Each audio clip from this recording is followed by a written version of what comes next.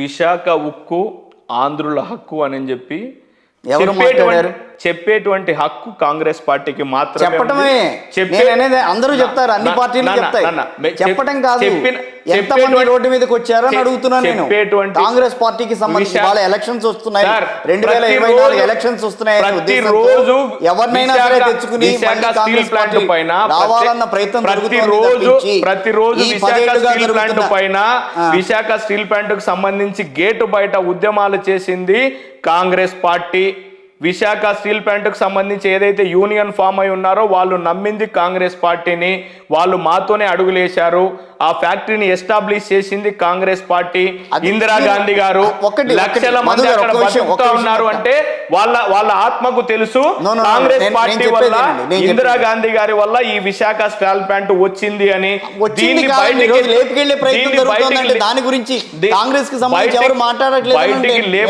బయటికి లేపుకొని వెళ్ళేటువంటి ప్రయత్నం చేస్తున్నది భారతీయ జనతా పార్టీ. దాన్ని నరేంద్ర మోడీ గారు కానీ అమిత్ షా గారు కానీ వాళ్ళ సొంతంగా ఉన్నటువంటి వాళ్ళ స్వార్థంగా ఎవరినైతే ధనవంతులను పెంచుకుంటా ఉన్నారో వాళ్ళకి అమ్మేటువంటి ప్రయత్నాన్ని బయటకి తీసింది కాంగ్రెస్ పార్టీనే. ప్రైవేటీకరణకు ప్రతిరోజు వ్యతిరేకంగా మాట్లాడుతున్నది మా నాయకుడు రాహుల్ గాంధీ గారు మాత్రమే. విశాఖ స్టీల్ ప్లాంట్ మీద యుద్ధం చేసింది మేమే. విశాఖ స్టీల్ ప్లాంట్ ను కాపాడేటువంటి శక్తి ఉన్నది ఒక కాంగ్రెస్ పార్టీకి మాత్రమే. జగన్మోహన్ రెడ్డి గారు విశాఖ స్టీల్ ప్లాంట్ ను ప్రైవేటీకరణ చేయొద్దు అని చెప్పేసి నరేంద్ర మోడీ గారిని ప్రశ్నించాడా? చంద్రబాబు నాయుడు గారు ప్రశ్నించారా? చేశారు. ఎక్కడ ఉద్యమం చేయాలి? విశాఖ స్టీల్ ప్లాంట్ మీద ఉద్యమం చేయాల్సింది ఢిల్లీలో జంతర్ మంతర్ దగ్గర నరేంద్ర మోడీ గారి ఇంటి ముందర, ప్రధానమంత్రి గారి ఇంటి ముందర చేయాలి. విశాఖ స్టీల్ ప్లాంట్ దగ్గర వచ్చేసి అక్కడ ఉన్నటువంటి వైఎస్ఆర్సీపీ ఎంపీలు, తెలుగుదేశం పార్టీ ఎంపీలు విశాఖలో రోడ్డు మీద ధర్నాలు చేసుకుంటుండేది. ఆ ప్లాంట్ ఎత్తుకెళ్తానన్నది ఎవరు? నరేంద్ర మోడీ, భారతీయ జనతా పార్టీ. మీరు యుద్ధం చేయాల్సింది జగన్మోహన్ రెడ్డి గారి పార్టీ కానీ చంద్రబాబు నాయుడు గారి పార్టీ కానీ గల్లీలో యుద్ధం చేయమని చెప్పారు. గల్లీలో యుద్ధం చేయాల్సింది ఢిల్లీలో యుద్ధం చేయాల్సినప్పుడు గల్లీలో కొట్లాడుకుంటారు. ఢిల్లీలో వీళ్ళిద్దరు కూడా ఢిల్లీకి వెళ్ళి నరేంద్ర మోడీ గారితో గొడవ పడాల్సినటువంటి టైంలో let be complete. Jaganmohan Reddy గారు కానీ చంద్రబాబు నాయుడు గారు కానీ ఒకరేమో సీఎంగా, ఒకరేమో ప్రతిపక్ష నాయకుడిగా ఆంధ్రప్రదేశ్ ప్రజలు కోరుకున్నారు. మీరు ఇద్దరు కూడా ఢిల్లీలో కేంద్రం నుంచి ఏదైతే మంచి జరగాలని ఉన్నప్పుడు మీరిద్దరు గొడవ పడాల్సింది కేంద్రం మీద. ఆంధ్రప్రదేశ్కు సంబంధించి విశాఖ స్టీల్ ప్లాంట్ను ఎత్తుకొని పోతున్నప్పుడు మీరిద్దరు పోయి ఢిల్లీలో జంతర్ మంతర్లో కానీ ప్రధానమంత్రి గారిని ప్రశ్నించాల్సినటువంటి హక్కు మీ మీద బాధ్యత, హక్కు కానీ మీ మీద ఉంది. చంద్రబాబు గారి ప్రభుత్వాన్ని అడగాలి. విశాఖ స్టీల్ ప్లాంట్ దగ్గర విశాఖపట్నంలో ధర్నాలు, రాస్తారోకోలు చేసుకుంటూ మీరు అలా ఇలా చేసుకుంటూ డ్రామాలు ఆడితే విశాఖ స్టీల్ ప్లాంట్ నిలిచిపోదు. ఇక్కడ మోసం చేసే ప్రయత్నం చేస్తున్నది నరేంద్ర మోడీ గారు, ప్రైవేటీకరణ చేసే ప్రయత్నం అమిత్ షా గారు చేస్తూ ఉంటే మీరు అక్కడ కూడా పడకుండా ఇక్కడ ప్రజలను మభ్య పెట్టడం కోసం. అరే మీరు ఏ టైంలో యుద్ధం చేయాల్సింది ఢిల్లీలో చేయాల్సి ఉంటే గల్లీలో కొట్లాడుతూ ఉంటారు. గల్లీ అవసరం ఏముంది, ఢిల్లీ అవసరం ఏంది? మీరు ప్రజలను నమ్మించే ప్రయత్నం చేశారు, మోసం చేశారు. రెండు పార్టీల పని క్లియర్గా అయిపోయింది. ఇప్పుడు వాళ్ళు ఇద్దరిని కూడా ఇంటికి పంపించేసేసి మనకు న్యాయం జరిగేది ఒక కాంగ్రెస్ పార్టీతో మాత్రమే. మనం కాంగ్రెస్ పార్టీనే మర్చిపోయారు. ప్రత్యేక హోదా ప్రజానికం ప్రత్యేక హోదా మర్చిపోయారు. ప్రత్యేక హోదా విషయంలో చాలా కాంగ్రెస్ పార్టీ రాష్ట్రానికి ఇస్తామని చెప్పిందో దాన్ని మర్చిపోయి ఈ రోజు కాంగ్రెస్ పార్టీని మళ్ళీ అందలం ఎక్కించే ప్రయత్నం జరుగుతోంది ఆంధ్రప్రదేశ్ ప్రజల దగ్గర నుంచి అని మీ కాంగ్రెస్ పార్టీ భావిస్తోంది.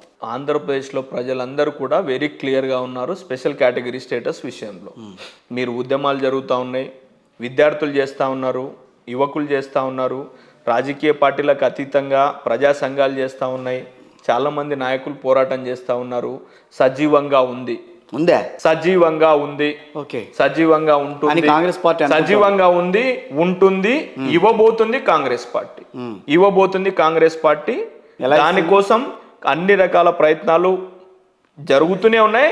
మేము ఇప్పించేటువంటి బాధ్యత కేంద్రంలో మీరు అధికారంలో యాజ్ ఏ కాంగ్రెస్ పార్టీగా మా పార్టీలో ఉన్నటువంటి నాయకులందరూ కూడా, మా పిసిసి ప్రెసిడెంట్ గారు గిడుగు రుద్రరాజు గారు, మా సిడబ్ల్యూసి మెంబర్లు రఘువీరారెడ్డి గారు, పల్లం రాజు గారు, కొప్పుల రాజు గారు, వీళ్ళందరూ కూడా ప్రతి మీటింగ్లో మా యొక్క డిస్కషన్ స్పెషల్ కేటగిరీ స్టేటస్ దీన్ని ఇంప్లిమెంట్ చేసేటువంటి బాధ్యత మన మీదనే ఉంది. మనం ప్రజల దగ్గరికి దీంతోనే వెళ్తున్నాం, సాధించబోతున్నాం, సాధించి ఇప్పించేటటువంటి శక్తి మన దగ్గరే ఉంది. రాహుల్ గాంధీ గారితో మాకు క్లియర్గా చెప్పి ఉన్నారు, మనం ఇస్తున్నామని చెప్పి మీరు చెప్పండి, ఇవ్వబోయేది మనమే, ఇచ్చే శక్తి మన దగ్గరే ఉంది అని చెప్పి చెప్పమన్నాడు. దాని ఎజెండాగానే మేము విద్యార్థులకు కానీ, ఇళ్ళకి కానీ, యువకులలోకి కానీ, ప్రజల్లోకి కానీ ఈ పార్టీలు ఏవైతే ఆంధ్రప్రదేశ్ను మోసం చేశాయో వాటికి వ్యతిరేకంగా మేము ఉద్యమం చేపట్టాం, ప్రయత్నం చేస్తూ ఉన్నాం. మా ప్రయత్నం కంపల్సరీగా సక్సెస్ అవుతుంది, ఆంధ్ర ప్రజలకు మంచి జరుగుతుంది. ఒకటి, కర్ణాటకలో గెలిచిన ఉత్సాహం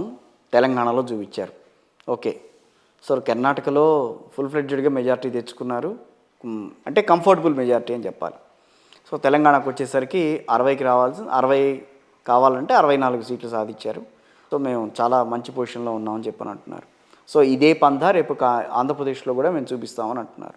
ఓకేనా? సో ఇక్కడంటే కాంగ్రెస్ పార్టీకి సంబంధించి కొంత వేవ్ అయితే నడిచింది, కొంత వ్యాక్యూమ్ అయితే ఉంది. కాబట్టి కాంగ్రెస్ పార్టీకి సంబంధించిన కొంతమంది నేతలు పోరాడారు. కాబట్టి ఈ మొదటి నుంచి 2021 నుంచో 22 నుంచో గట్టిగా పోరాడారు కాబట్టి నడిచింది. ఇక్కడ ఇంకా మహా అయితే 3 నెలలు ఉన్నాయి అక్కడ ఆంధ్రప్రదేశ్లో ఎన్నికలకి.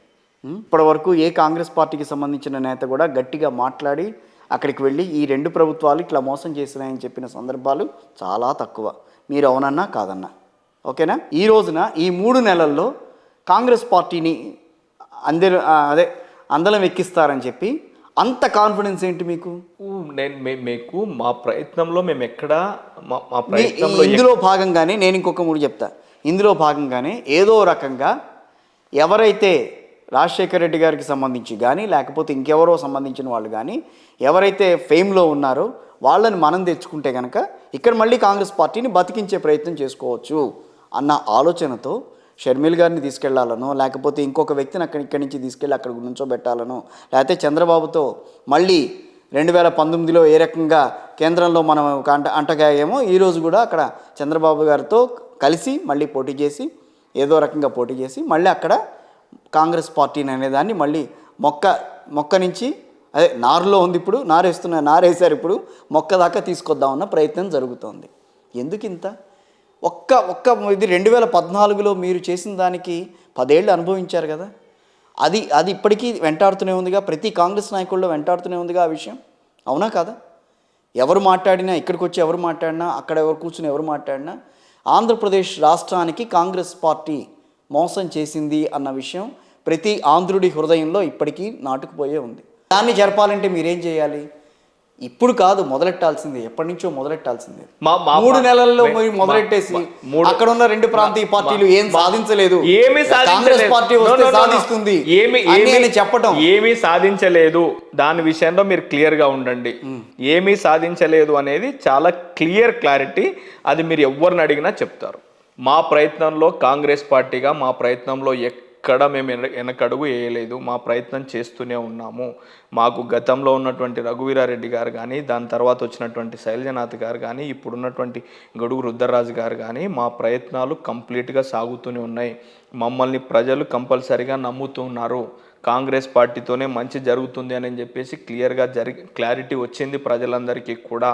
మేము ఎవరిని మోసం చేయాల్సినటువంటి అవసరం లేదు, మేము ఎవరిని బతిమిలాడుకోవాల్సినటువంటి అవసరం లేదు, మేము ఎవరిని మా దగ్గరికి రండి అని అడుక్కోవాల్సిన అవసరం లేదు. వాళ్ళుగా కాంగ్రెస్ పార్టీ పైన నమ్మకం వచ్చి కాంగ్రెస్ పార్టీతోనే మనకు మంచి జరుగుతుంది, కాంగ్రెస్ పార్టీతోనే ప్రజలకు మంచి చేయగలుగుతాం అనేటువంటి ఉద్దేశంతో మా దగ్గరికి రాబోతున్నారు. వాళ్ళు మా దగ్గరికి ఎందుకు రాకూడదు? నేనేం రాకూడదు అన్నట్లా. వాళ్ళు ఎందుకు ఎవరున్నారు వచ్చే వచ్చేవాళ్ళు అని అంటున్నాను. ఎందుకు రాకూడదు? మా దగ్గర ఎవరున్నారు వచ్చేవాళ్ళు? మాకు క్లియర్, మేము క్లారిటీ మీద ఉన్నాం. రాష్ట్రానికి సంబంధించి మీరు ఎవరు రావట్లేదనే విషయంతోనే మా రాష్ట్ర నాయకత్వం ఏదైతే ఉందో చాలా కర్ణాటక అండ్ తెలంగాణ లాంటి మనస్తత్వం ఉన్న వ్యక్తులు కాదు కదా ఆంధ్రప్రదేశ్ లో ఉన్నది. మా కాంగ్రెస్ పార్టీలో ఉండి మా కాంగ్రెస్ పార్టీ వల్ల లబ్ధి పొంది మా కాంగ్రెస్ పార్టీతో మంచి జరుగుతుందని చెప్పి విశ్వసించి తెలిసో తెలియక దూరంగా ఉన్నటువంటి కుటుంబాలు ఏవైతే ఉన్నాయో, లెగసీ కాంగ్రెస్ పార్టీ సిద్ధాంతపరంగా మాకు దగ్గరగా ఉన్నటువంటి కుటుంబాల వాళ్ళందరికీ కూడా మేము మీ ద్వారా అప్పీల్ చేస్తా ఉన్నాం. చాలా అప్పీల్ చేస్తా ఉన్నాం. మీరు ఇది నోట్ పాయింట్. మమ్మల్ని తెలిసో తెలియకనో మా పార్టీకి, కాంగ్రెస్ పార్టీకి దూరంగా ఉన్నారు. వాళ్ళు కూడా మా పార్టీ వాళ్ళే. మీరు చెప్పే టాల్ పర్సనాలిటీస్ ఏవైతే ఉన్నాయో మా ఆంధ్రప్రదేశ్లో కానీ రాయలసీమలో కానీ కాంగ్రెస్ పార్టీ ప్రతి ఒక్కరిని అందలం ఎక్కించి వాళ్ళకి నాయకత్వం ఇచ్చి అభివృద్ధిలో నడిపించింది కాంగ్రెస్ పార్టీ మాత్రమే. నేను కాంగ్రెస్ పార్టీ మూలాలు ఎవరెవరైతే ఇంట్లో ఉన్నాయో, కాంగ్రెస్ పార్టీ సిద్ధాంతాలు ఎవరెవరి ఇంట్లో అయితే ఉన్నాయో, కాంగ్రెస్ పార్టీ నాయకత్వం పొంది ఇప్పుడు దూరమైనటువంటి కుటుంబాలు ఎవరైతే ఉన్నాయో వాళ్ళందరినీ కాంగ్రెస్ పార్టీ దగ్గరికి రమ్మని చెప్పేసి మేము చెప్తా ఉన్నాం. కాంగ్రెస్ పార్టీ వల్ల మీరు లబ్ధి పొంది ఉన్నారు, కాంగ్రెస్ పార్టీ మీకు నాయకత్వం ఇచ్చింది, కాంగ్రెస్ పార్టీ మిమ్మల్ని అభివృద్ధి పదంలో నడిపించింది, మీ కుటుంబాల్లో ఉన్నటువంటి అగ్రనాయకులందరినీ దేశానికి, ప్రపంచానికి పరిచయం చేసింది కాంగ్రెస్ పార్టీ. మీరందరూ కూడా మళ్ళీ తిరిగి కాంగ్రెస్ పార్టీలోకి రండి అని చెప్పేసి కాంగ్రెస్ పార్టీలో ఉన్నటువంటి ఒక చిన్న నాయకుల దగ్గర నుంచి పెద్ద నాయకుల అందరికీ కూడా వాళ్ళకి రిక్వెస్ట్ చేస్తా ఉన్నాం. కాసు బ్రహ్మానందరెడ్డి గారు, టీజీ వెంకటేష్ గారు, నేను సీఎంల గురించి చెప్తా ఉన్నా. కాసు బ్రహ్మానందరెడ్డి గారు గుంటూరు జిల్లా నుంచి, నెల్లూరు జిల్లా నుంచి నెదురుమల్లి జనార్దన్ రెడ్డి గారు, నెదురుమల్లి జనార్దన్ రెడ్డి గారు, చిత్తూరు జిల్లా నుంచి కిరణ్ కుమార్ రెడ్డి గారు ఎవరు? కాంగ్రెస్ పార్టీ ఎరా అయిపోయిందని చెప్తా. దానికి ఒప్పుకుంటారా? చిత్తూరు జిల్లా నుంచి కిరణ్ కుమార్ రెడ్డి గారు ఎవరు? నెల్లూరు జిల్లా నుంచి నెదురుమల్లి జనార్దన్ రెడ్డి గారు ఎవరు? అనంతపూర్ జిల్లా నుంచి నీలం సంజీవరెడ్డి గారి కుటుంబము ఎక్కడుంది? కర్నూలు నుంచి కోట్ల విజయభాస్కర్ రెడ్డి గారు కుటుంబము కాంగ్రెస్ పార్టీ కుటుంబం కాదా? ఈ కుటుంబాల వాళ్ళందరికీ కూడా మేము కాంగ్రెస్ పార్టీకి అప్పీల్ చేస్తా ఉన్నాం. మీరందరు రండి, కాంగ్రెస్ పార్టీతో ప్రజలకు మీరు సేవ చేసేటువంటి బ్రహ్మాండమైనటువంటి అవకాశాలు ఉన్నాయి. మీరందరూ తిరిగి వచ్చి మళ్ళీ కాంగ్రెస్ పార్టీని అభివృద్ధి చేయండి. కాంగ్రెస్ పార్టీ లేనందువల్ల ఆంధ్రప్రదేశ్లో ప్రజలందరూ కూడా ఏ విధంగా మోసపోయి ఉన్నారు. మీరందరూ మళ్ళీ రండి, శక్తివంతమైనటువంటి కాంగ్రెస్ పార్టీని డెవలప్ చేయాలి. ఆంధ్ర ప్రజలకు న్యాయం చేయగల శక్తి కాంగ్రెస్ పార్టీకి మాత్రమే ఉంది అని చెప్పేసి వాళ్ళందరికీ కూడా అప్పీల్ చేస్తా ఉన్నాం, రిక్వెస్ట్ చేస్తా ఉన్నాము. వాళ్ళందరూ తిరిగి వస్తారని చెప్పి కూడా భావిస్తా ఉన్నాం.